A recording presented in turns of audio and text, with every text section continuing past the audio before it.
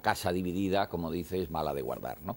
Ya hay del reino dividido, ya lo dice el Evangelio, y Navarra estaba dividida.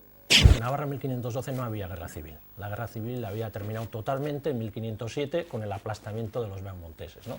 Los reyes de Navarra, además con un ejército montado en el momento y dirigido por el famoso César Borgia, aplastaron totalmente a los beaumonteses, dirigidos por el conde de Lerín, por cierto, con colaboración de algunos beaumonteses que estaban contra el conde de Lerín, y la guerra civil terminó. Las disputas entre agramonteses y beaumonteses tuvieron mucha influencia, pero es solo una de las causas. Es decir, la invasión de Navarra no viene provocada por la guerra civil, sino precisamente por el final de la guerra civil. Fue el momento en el que Fernando el Católico vio que ya no les servían aquellos quintacolumnistas y había que intervenir. ¿No gozaron acaso los nazis de la colaboración de muchísimos miles de franceses?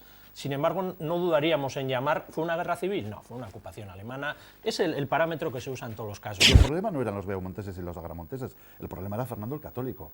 Fernando el Católico, que tenía una estrategia premeditada de acoso y derribo de la monarquía navarra. Pero Fernando se transforma en rey de Navarra, conservando Navarra una serie de instituciones que verdaderamente en Castilla es única. La naturaleza de la conquista fue tal que incluso algunos de los que participaron en 1512 con las tropas españolas, porque no eran solo castellanas, también eran aragonesas, ¿no? Y de otros sitios, lideradas por el duque de Alba, en 1521 se levantaron contra Carlos I.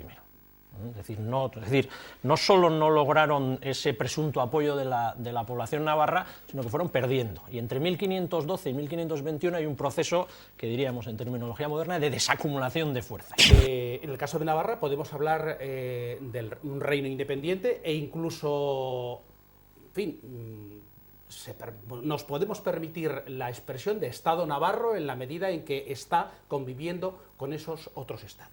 Tan pronto como las tropas españolas tienen que retirarse para hacer frente a la sublevación de los comuneros, pierden Navarra. Es decir, cuando no hay fuerza militar, Navarra se les va. Y por lo tanto hay una realidad incuestionable, y a mí me gustaría subrayar incuestionable, y es que Álava, Guipúzcoa y Vizcaya son territorios peculiares, pero pertenecientes a la corona de Castilla.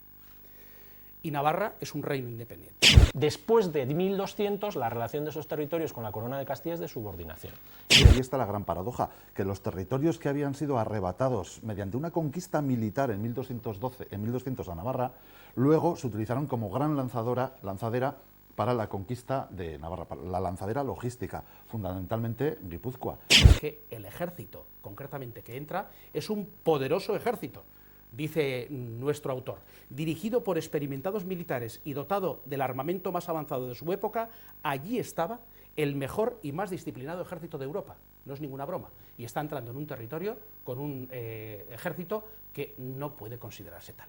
La conquista fue algo maravilloso, pero qué malos fueron vizcaínos, guipuzcoanos y alaveses participando en ella. Aclaremos, ¿no? Porque no se puede mantener un argumento y su contrario. Está documentado el fervor y la alegría popular en Pamplona, lo sabemos porque luego los procesaron. A quienes participaron, los festines, cogieron el escudo, ya entonces era el escudo de los Austrias, lo pisatearon por el barro, usaron la mula del gobernador, del virrey, para disfrazarse. Todo esto lo sabemos porque las personas que participaron fueron algunas de ellas condenadas a muerte posteriormente. Sabemos que Pamplona se convirtió en una fiesta cuando los españoles salieron.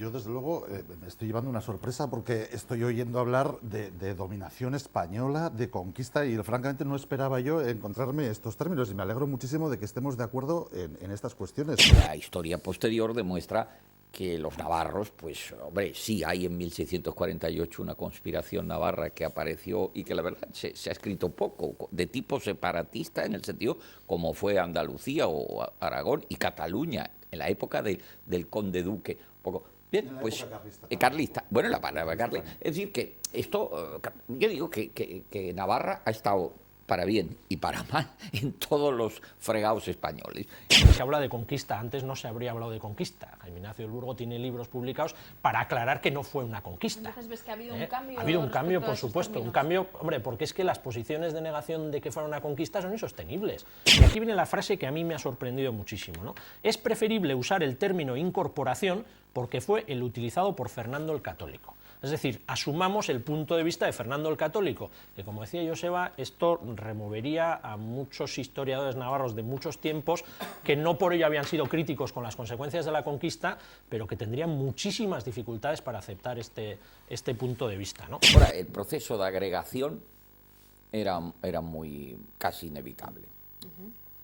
Yo creo que en historia inevitable, sobre Bueno, todo cuando entran, ¿no? es decir, cuando alguien manda 15.000 soldados, inevitable Bueno, no es que es. eso es Uno una de las cosas de la inevitabilidad, deciden claro. mandarlos, ¿no? Deciden mandarlos y mantenerlos ¿Quién tiene los permanentemente. 15.000 y quién no los tiene? Pues claro, eso es inevitabilidad. Sí, pero eso no es porque no tiene, es decir, el hecho de que uno tenga 15.000 soldados no quiere decir que los use para conquistar al reino vecino, ¿no? Hay ya una voluntad y ahí se puede establecer un juicio, eso no es inevitable, es una decisión, ¿no?